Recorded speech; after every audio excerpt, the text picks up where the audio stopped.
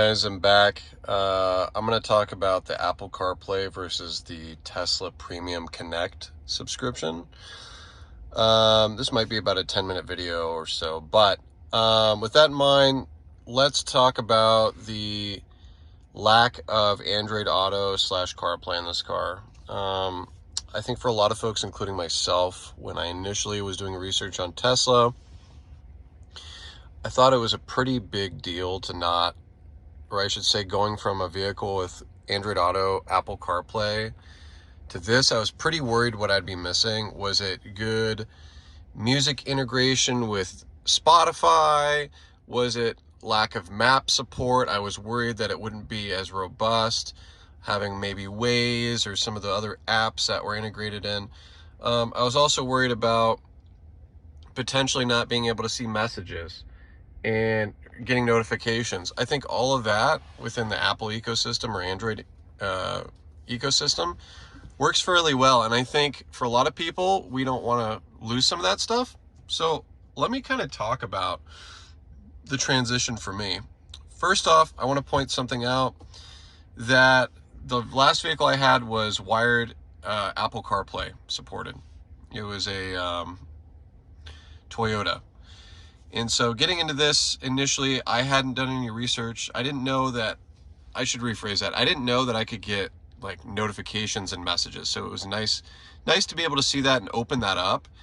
Or when I get a text message, I get a tiny notification and I can just, press the ball wheel to read it to me, this one. And so that's nice. Spotify music, sorry. This is a big one for most folks. For me, Apple CarPlay worked really well with Spotify. Very well integrated.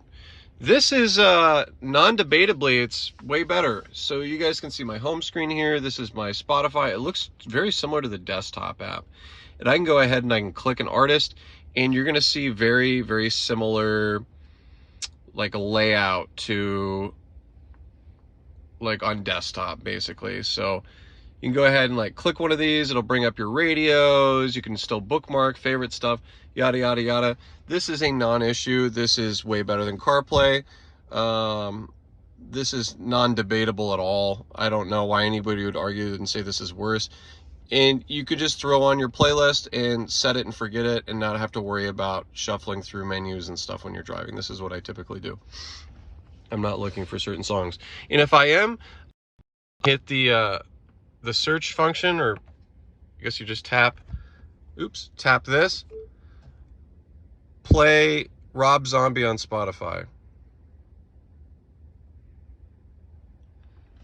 And you guys can kind of get the gist of it. It's going to play whatever artist I'm going to ask it to, hands-free. So that's the music side of things. Lastly, I want to point out the map side of things. So this is something that YouTube videos don't typically talk about. From what I've seen, I'm just like anybody else. I've seen hours and hours and hours and hours of videos doing research on the second biggest purchase of your life, typically outside of a home, is a vehicle. So you're going to do research. And I never really saw anybody talk about how good the map feature was on this. And this is driven by Google Maps. You guys can see down there, it's Google Maps. Let me show you, okay? So understandably, let me give you some backstory if you're not familiar with Tesla. Understandably, the vehicle can drive itself. I mean, it can basically drive itself from point A to B with almost no interventions, depending on what city, the climate, whatever, when you're driving. That's something Apple CarPlay and Google Maps can't do, from point A to B navigation. So if I say, navigate to the nearest Taco Bell, it's going to bring up points of interest. Now this is the nearest one to me.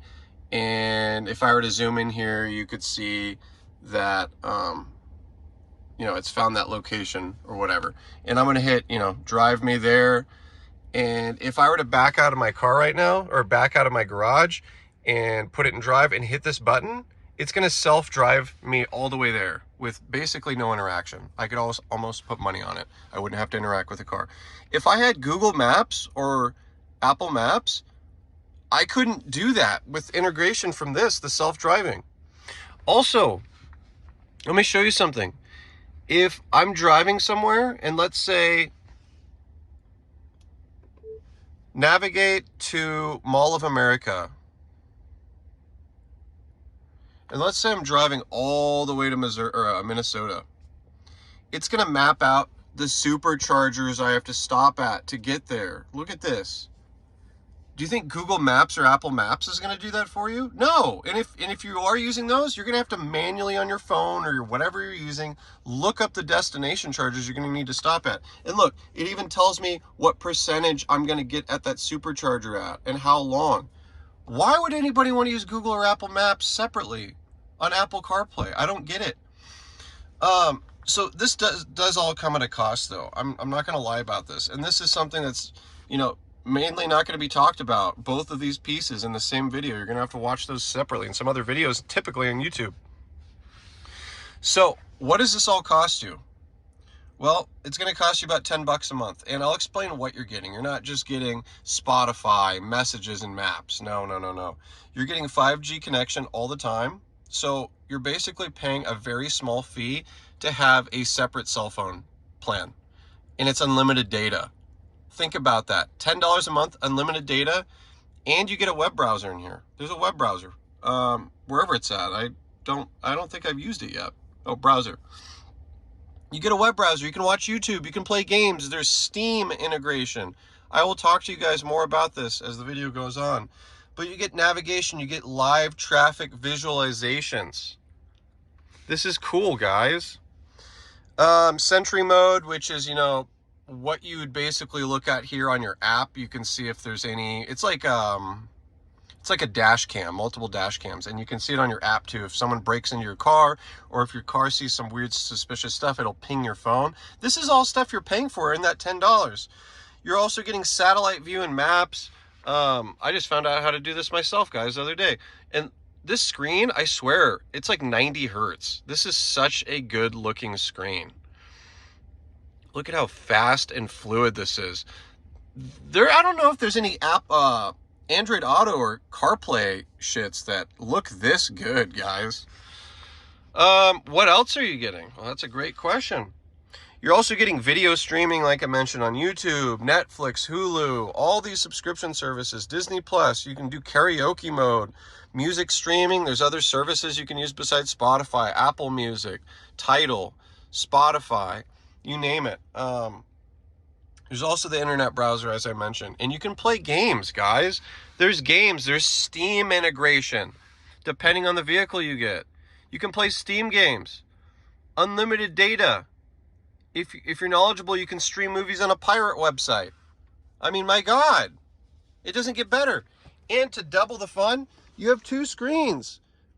Meaning your passengers in the back get to do all this cool stuff too. So I think it's $10 a month and you get all this. You can't argue that this is not better than Apple CarPlay.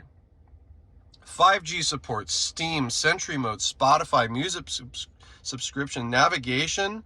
This is awesome, guys. But yeah, I just wanted to kind of wrap this up. I hope you guys enjoyed this. Give some insight on those that didn't know. But that whole Apple CarPlay versus Tesla's thing, I don't get it, guys. Anyway, thanks for watching.